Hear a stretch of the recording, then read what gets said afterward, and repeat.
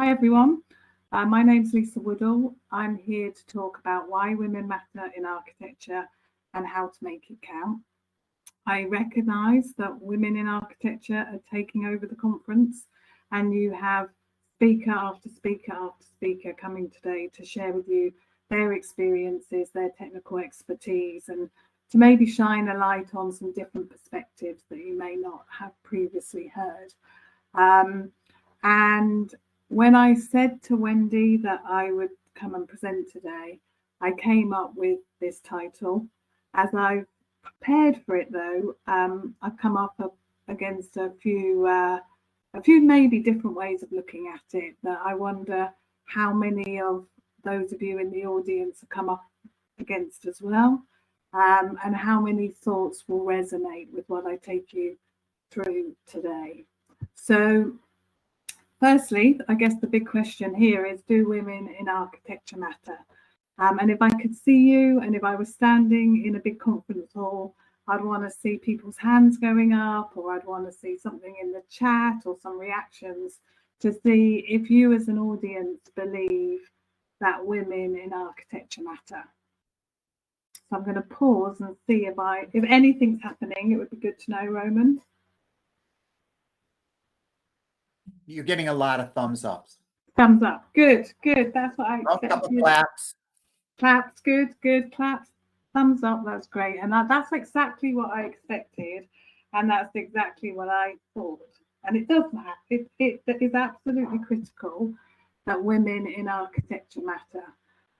But I've sort of gone out and spoken to a few women in architecture who work in architecture, and also spoken to some guys as well. And reflected on what I've heard over the years as a woman in architecture. And I'm going to take you through a few slides that could be viewed as quite provocative, may resonate with a number of you, and may make us all think maybe a bit differently to what we mean when we say, does it matter that women are in architecture? So the first thing, I get this regularly. I don't know how many other women in the room hear this, or how many colleagues that are in the conference may have even done this, in terms of, I'm quite active on LinkedIn. I'm obviously a woman who spent time in architecture, and I get the recruiter calling me to say, we're looking to improve the team diversity, and as a woman, you fit the bill. And at first you think, that's great, that's brilliant, let's have the conversation. And we usually then go on to talk about the architecture role, the team and the organisation. But I have had one conversation that really sticks in my mind as one that didn't go quite so well, which was exactly this point, to which I said, there's a lot of different roles in architecture. There's technical architects, infrastructure architects, solution architects, business architects. What sort of role are you looking for here in the team? And why do you think I could fit? And the person said, it doesn't matter what you bring to the team. The fact that you're a woman is all that counts. The next one, but I don't know, let me go back. And again, I can't see you, I can't see the chat, I can't see the reactions. But has anybody else experienced that sort of conversation happen? Again, Roman, you're going to have to let me know whether people are leaving the room or whether people are putting their thumbs up. Okay, so no one's left the room. And yes, you're getting a lot of positive nod heads and thumbs up and things like that. So good. I think you can pretty much assume that your suspicions are correct. I'm not alone. I'm not alone in that conversation. Brilliant. You are not. Okay, so the next one, this photo was actually posted by someone who could well be in the room, and they posted it for all the right reasons, which was, look at this. This is an architecture roundtable. It is reflective of the demographic potentially of the architects that are out in the globe, and it's a roundtable that's happened. And I'm pleased to see there is someone in the room that is a woman sitting at that table. But again, I've experienced, we're hosting a round table. As a woman, it would be great if you could make it. And I absolutely believe that all of us as women should turn up to these roundtables more often. They may be in the evening, that may not fit with our personal lifestyles, but essentially this, when we do turn up, is what we turn up to, and it's important that more women turn up to these roundtables, and it's great that this sort of event is happening to showcase women in architecture and for people to consider that we should probably be more of us at that table that you can see right there.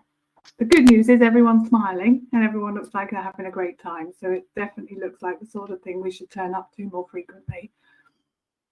And then the final one. Go on, sorry, Roman. Food are always good. Yes, exactly. Any reactions to that one, Roman? No, but my personal reaction is I know many of the faces, and the one face I don't know is the woman's face. So interesting. Good. So the final one, this did happen a long time ago. I don't think it would happen today, but I can remember very early in my career when I was in a sort of more junior architecture role. Everyone was sitting around the table, everyone was looking at solution design. I probably wasn't speaking out as quickly as I should, and the person chairing the meeting actually said, as the only woman around the table, Lisa, what do you think of the solution design? And that moment did mean the room went silent, did mean I had a chance to share what I thought of the solution design. But looking back now, and it was a few years ago, it was interesting that I was introduced into the room as a woman rather than as an architect. Again, I don't know if anyone in the room's experienced that. So I get it. The world is full of people who want more women to be in the room at the table and to have roles that matter in architecture and architecture roles. I absolutely get it. But I'm not sure any of us want to be in the roles we're in just because we are women. So yes, it matters that women are in architecture and are represented, but I'm not sure any one of us really wants to be in the room just because we are a woman.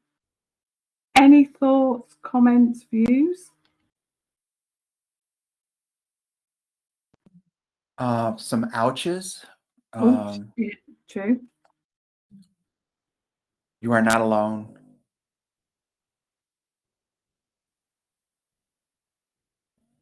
That's it is a bit the platform.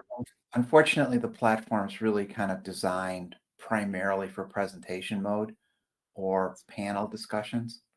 That's fine. What I'd like to do is offer maybe if you have good stopping points, people can raise their hands and I can see if I can bring them on mic so that maybe they can ask or make their comments themselves. Well, let's keep going because that part of the presentation was the most interactive, just for me to get a feel of the room. Okay. And the ouch moment, I feel that way too. But let's keep going. So let me bring alive who I am.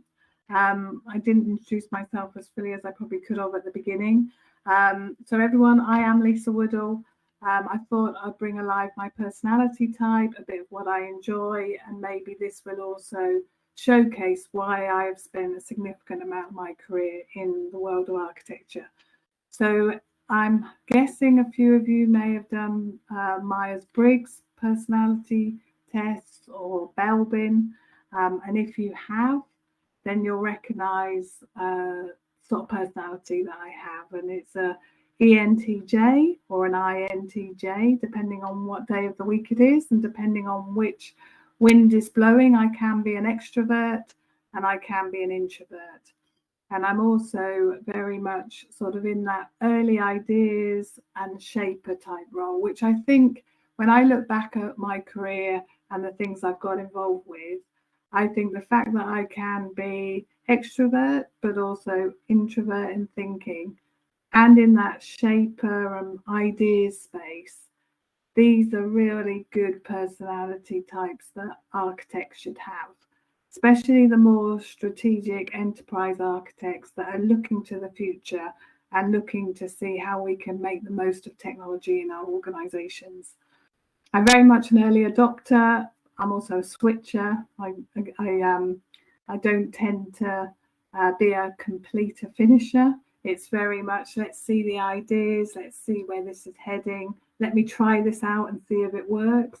And I very much look to the future rather than to the legacy world and the history of the world. I'm a fair weather skier. I'm nowhere near mountains here in the UK, but twice a year I get to go on a plane and get skiing, and I love it. And I'm also a social media addict, and you'll see me on LinkedIn constantly profiling thoughts and reflections that I have in the architecture space. And the next slide is, where have I worked? Well, I've been at work for over 30 years now. I started at Zurich. I spent a long time at Zurich Insurance.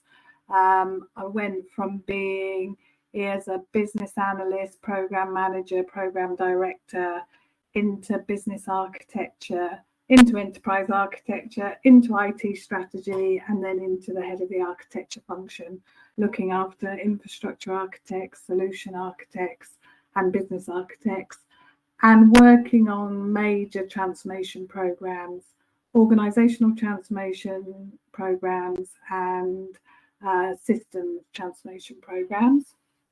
I moved into Ordnance Survey, which is a UK organisation that supports the UK government with mapping and data to do with location. I spent 5 years there, and then moved 2 years ago to WPP. And I'll be honest, at the time I moved to WPP, my slant changed from being focused in the architecture space, and I've moved more into a design and an enterprise design space, looking at more the front end of colleague experiences, client experiences, and how to improve pain points and opportunities of journeys and implement technology to improve on that. So that's been my background. That's what I've done. And let me talk a bit more about how I've ended up in architecture, and maybe this reflects with many of the other women around the table and why they could have also ended up in architecture. So when we all step back, and I listen to quite a bit of the conversation about why women matter in architecture, I hear there's some maybe stereotypical, maybe generalization that women can be more naturally curious, can be brilliant relationship builders, and often demonstrate real skills in facilitating and sense making.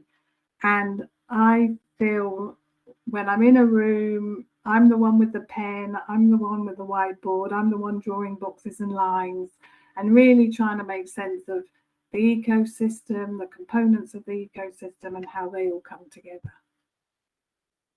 The next thing that says, why am I in architecture though, or why have I spent time in architecture? It is because I'm a woman who does enjoy tech. I have always enjoyed tech. I've always wanted to make sense of how the tech stack comes together, right from the front end, how it integrates, how the data goes through from the front to the back, and more importantly, how that tech can be deployed to get results for colleagues and clients in the moments that matter most. And I've enjoyed going on transformation programs that are bringing new tech in. So I have been on the journey of replacing green screens with PCs, with web front ends and print and rekey that then was integrated into more seamless stacks and delivering results for our colleagues. But it's very much been from the tech lens, and it's very much been in that sort of relationship side to the business of how this tech is going to work for you and how it's going to matter for you. So it's been on that sort of business architecture side of the house. In terms of where our best days are spent, and I'm sure all of us in the room would sign up to these being the best days that we've spent, which is very much in going from the conceptual design through to the logical design, through the physical design. Because I'm more of a business architecture at times, designing the op model, the processes and the technical touch points has played a major feature in the best days and where I've spent them. And then reviewing the solutions against the needs. So really getting into, is this really going to meet all the needs of our colleagues and clients? There's 5 or 6 solutions on the table. The vendors are all saying the solutions are going to meet the needs, but are they really going to meet the needs in the way that we need them? Do we need to configure this extensively or not? And then absolutely bringing these technologies in, considering how they integrate, and then the infamous migration and decommissioning roadmaps that everybody usually takes a deep breath at that moment in time to think about how difficult the migration is going to be. They hadn't necessarily considered that in the program plan. And actually, how do we decommission the legacy and end up with the future technology that we really need?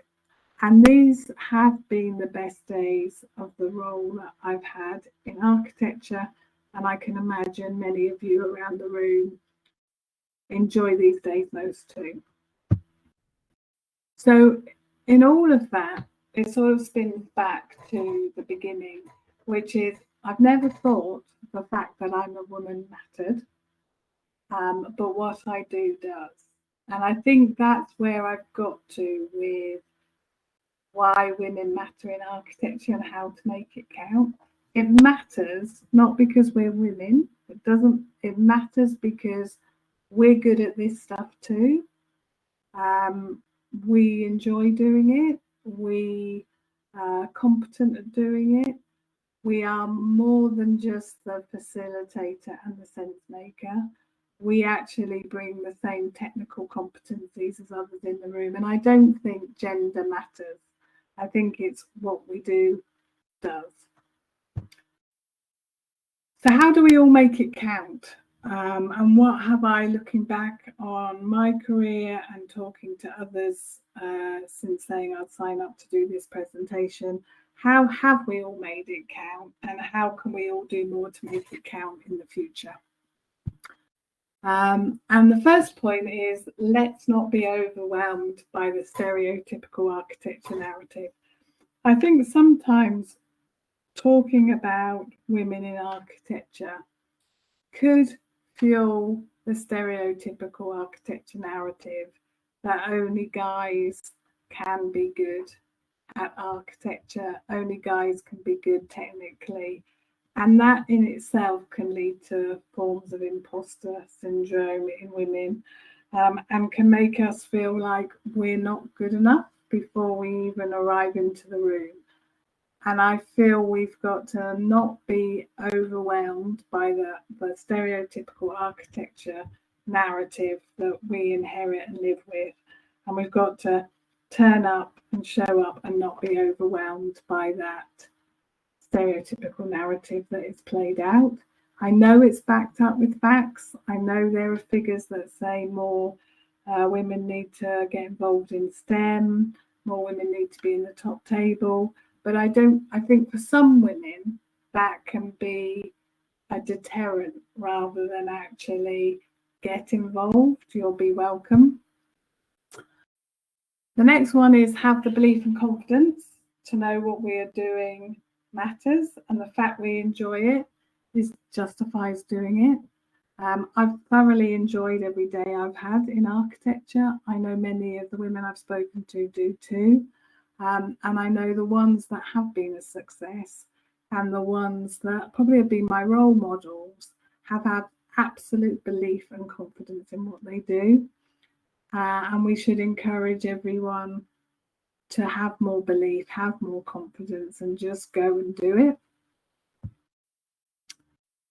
And then something which the CIO I work for, a lady called Rachel Hyam, talking to her, it's been clear on her journey that she is constantly learning about new technical developments, really researching hard and deep and becoming qualified in all of the technical developments to make sure that she can respond and represent technical challenges effectively and competently in the conversations that she's having. And constantly noodling in notebooks and connecting up the dots and sharing those noodles and connecting those dots with others is also an important approach for us making what we do count in the teams that we're in. The next one, this one was interesting. A colleague of mine said she is probably more technically qualified than many of the other people in the room, and yet she's rarely considered as technically qualified as others in the room. So to me, in terms of making that count, it's really know that we are as technically qualified as the others, and to go link back to that belief and thought processes to say, have the confidence to speak up and speak out, and know that we are as technically qualified as others in the room. And this one, I mean, everyone would say this, how do we all make it count? Have champions, champion each other, cheer each other on from the sidelines.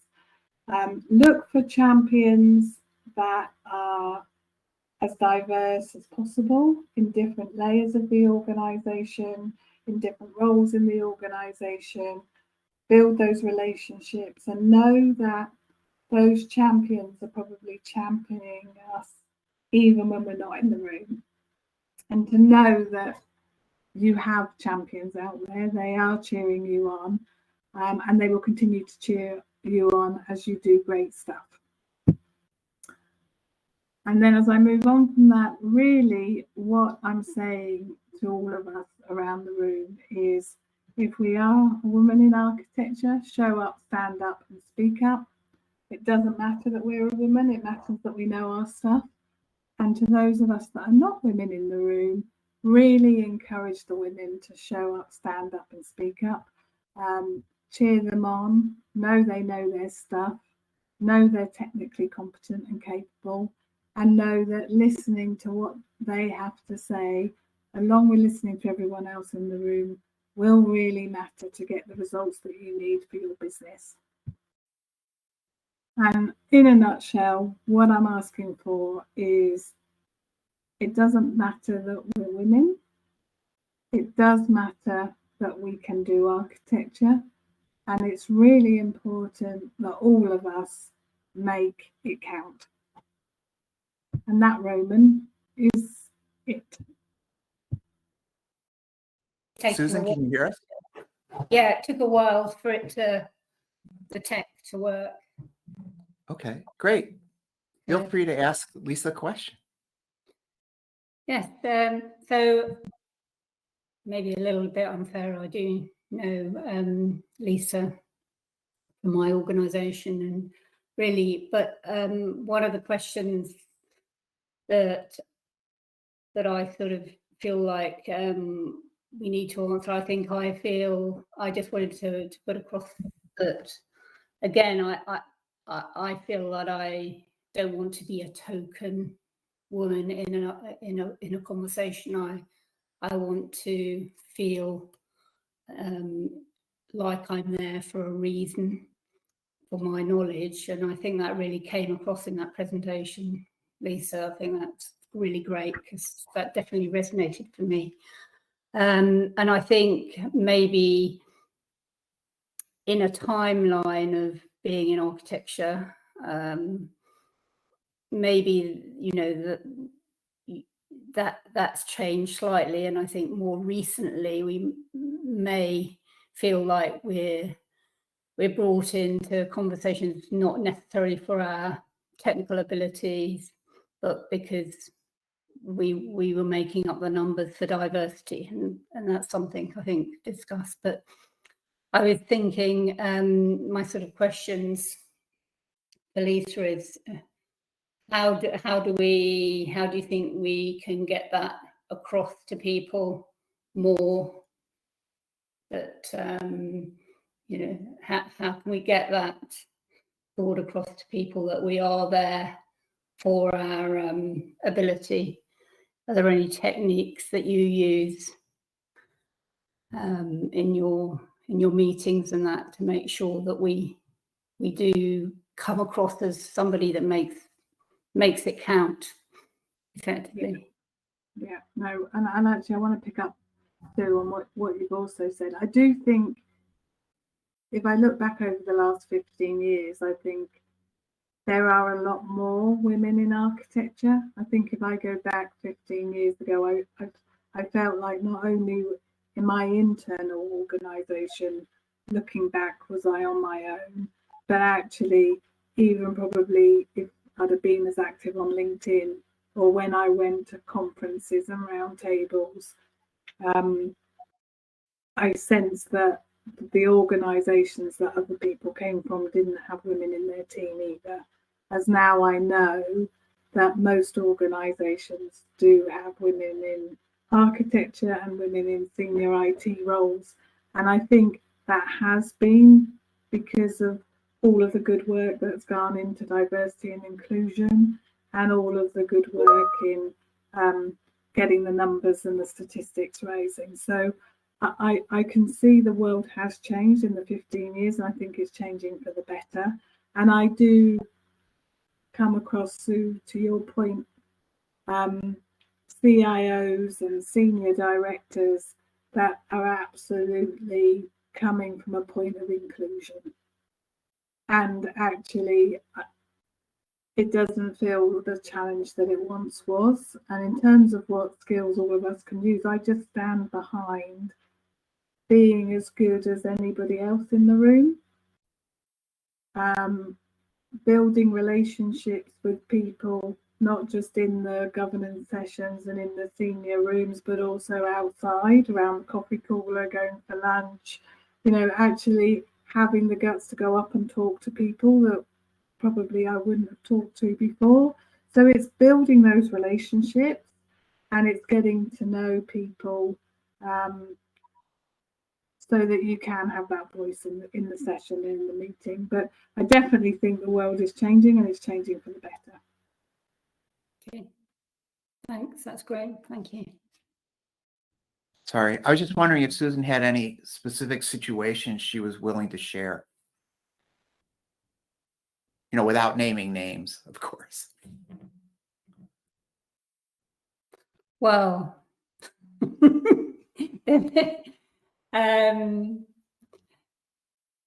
yes, probably. I've got one where I was recently in a meeting where I was refreshing our architecture principles.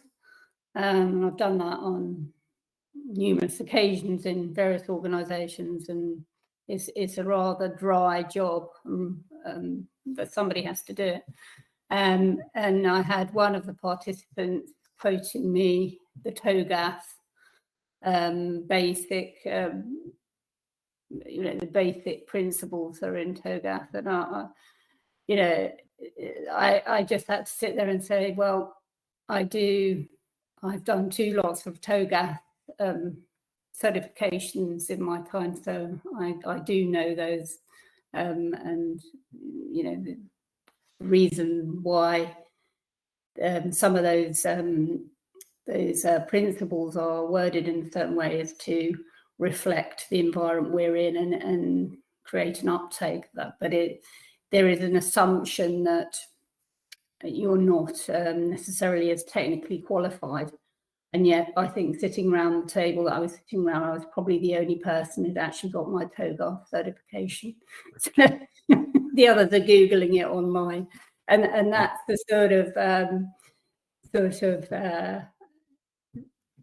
you know, that's the situation that you sometimes find yourself in, and you have to you feel like you have to justify the fact that you have the certification, and probably about 5 more certifications like ITIL and all those good dry subjects. But that they don't have. But that's the sort of thing you do come across, and you just have to assert yourself.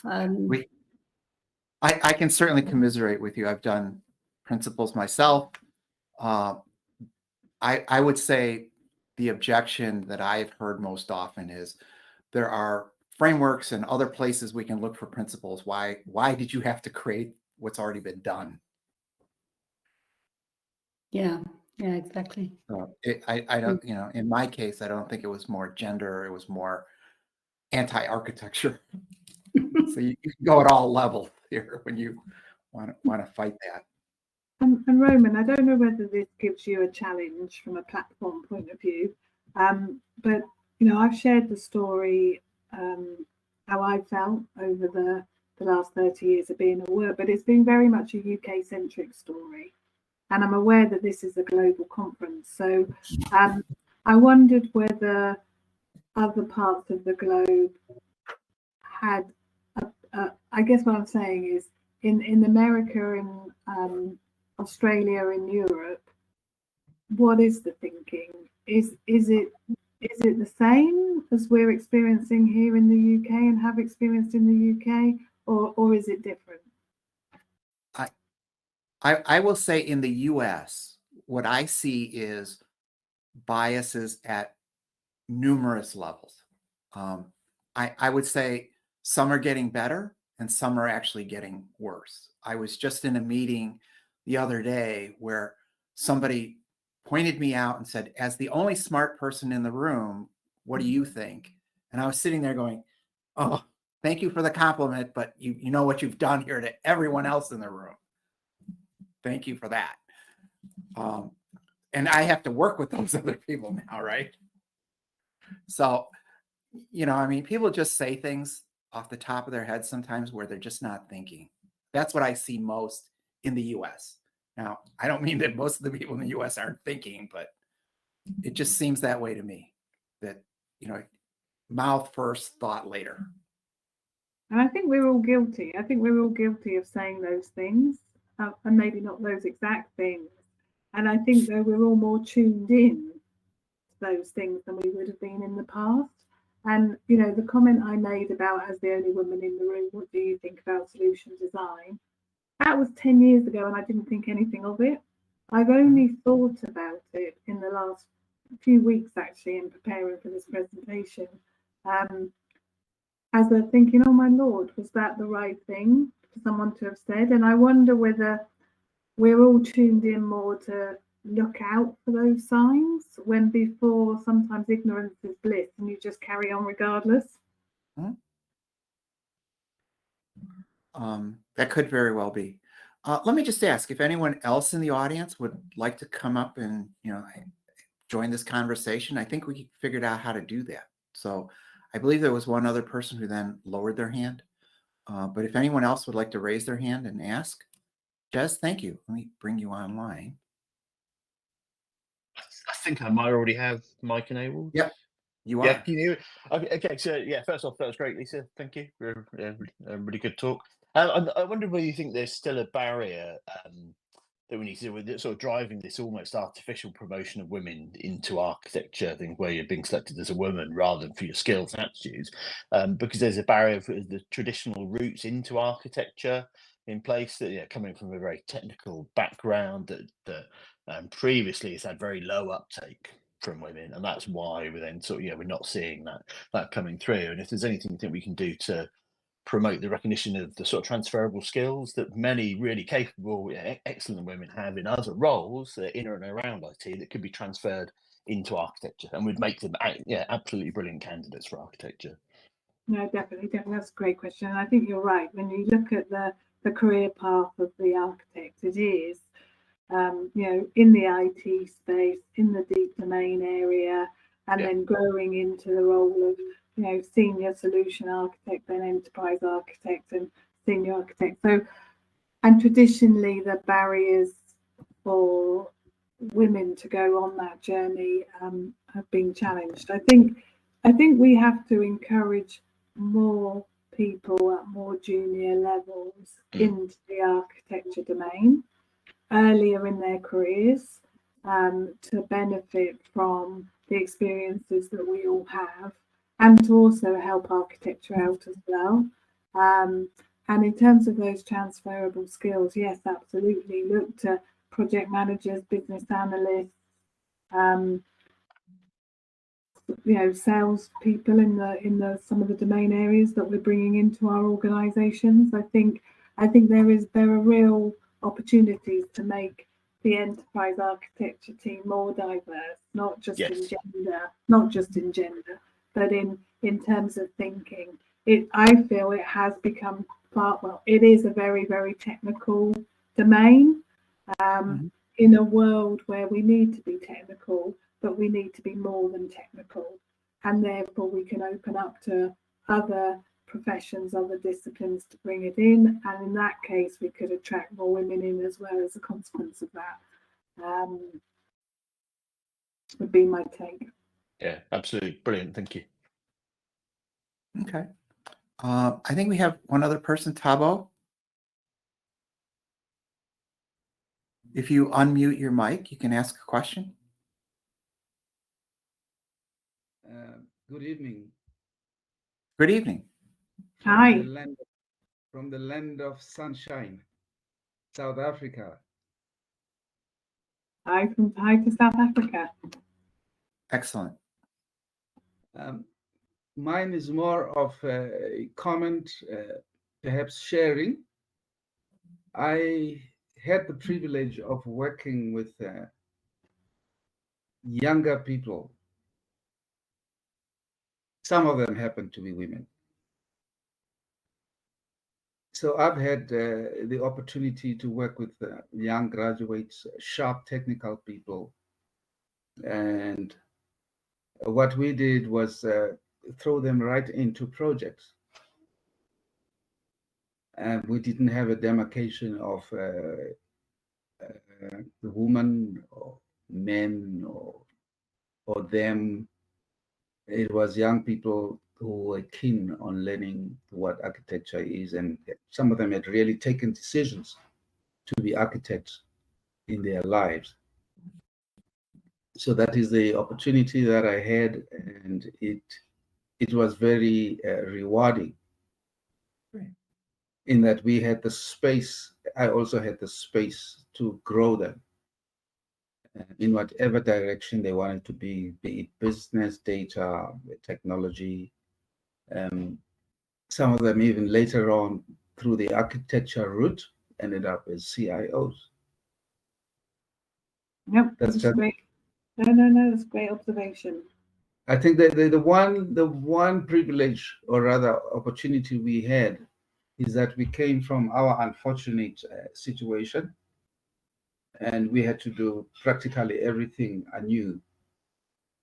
We didn't have we had a male-dominated start, but there was a willingness to bring everybody into the fold, bring everybody to bring their shoulder to the wheel. There was so much to do and so much space to do it with him. Yeah, that makes sense. That's absolutely great. I And will tell you. when I bring them in, or whenever I have conversations around development as architects, there is no school of architecture. So we will be coming from various dimensions and developing in whichever direction that we would like to grow into, or we have the opportunity to grow into. That is true. I will tell you, a number of people have mentioned the idea of learning architecture in school. I've had the privilege of actually teaching courses at the university level, and it's tough because you've got people looking for architects, and they put in their job descriptions, 10 years experience, things like that. How is it that a school can teach 10 years of experience, if you will, in 1 or 2 semesters is a difficult challenge. I will also add to Lisa, one of the things I was doing was in one of my classes, I used a phrase similar to what you used about, experience and going from green screen to PC to, etc. And one of the students finally put their hand up and said, "What is a green screen?" Yeah. Yeah. So we have to understand the context of who we're speaking to as well. No, agreed. But Roman, I also think that if I look back at what I had to consider as an architect 8 years ago and consider sort of infrastructure, application, integration, everything sort of was a lot more in-house, a lot more bespoke, as the world is moving to bringing in services, infrastructure as a service, platform as a service. And if I'm working in the service organization that's actually providing the infrastructure or providing the platform, then that deep level of real technical architecture is infinitely important. But if I'm in an organization that's configuring, integrating, deploying the technology, then it's a different type of architecture and conversation that's needed in the organizations. And it is more from the experience, the analysis, the program management side of architecture and the outcomes that Claire was going through in the previous presentation. So I feel architecture can be many things: infrastructure, solution, business, enterprise, but it can also be in many contexts. And I think we need to realise that those many contexts mean that the profession should be open to far more transferable skills that Jez was mentioning in the question that he raised as well. So the world's moving very fast, and how we help architect all of this technology together in the organisations we work for may not be as technical as we once thought. Okay. So with that, I was thinking about giving our audience maybe a 10-minute break. Do you have any closing comments you'd like to share, Lisa? No, not at all, not at all. As I said, I started off with definitely women do matter in architecture, of course they do, but we matter not because of our gender, but what we can do in the team. So thank you really for the time, Roman, and for anyone who listened and got some value from it. And look forward to hearing a few other presentations later today.